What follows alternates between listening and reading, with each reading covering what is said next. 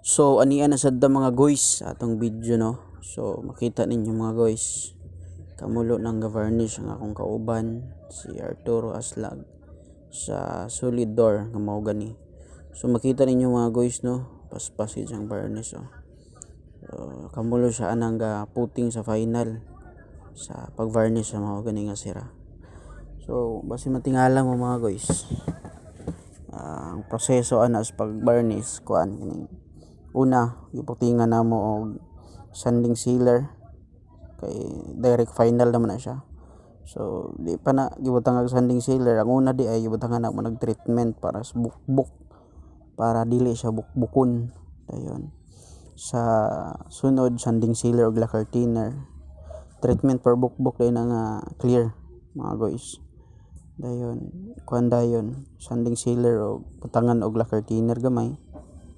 Tapos paghuman final dayon gifinalan og clear gloss lacquer no, clear gloss lacquer na siya yung pang final para pasinaw sa sira. So ron makita yung grano, kita ninyo klaro kay ang grano. Pero sa wala pa namo siya put api og mga chemical amo unang lihaan no? Vapor liha antod nga mosinaw siya maayo. Masyada man siya lihaan kun masyada siya barnisan kung mahila lihaan yun siya. Ako nang ga video and nag-high ko sa atong 120 nga liha o kuan 680. So finala na mo nag 1,000 para mas musinog gid siya pagayo. Ang compressor nga gamit spray gun para musinog siya pagayo.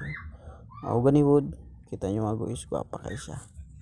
So sa mga nakita ayaw kalimot og like, subscribe, PM lang sa gusto mag-order mga guys. Mailan ninyo nga gulang kayo kay gawas gid ang grano sa kahoy. Salamat guys pagtanaw, like lang sa akong video.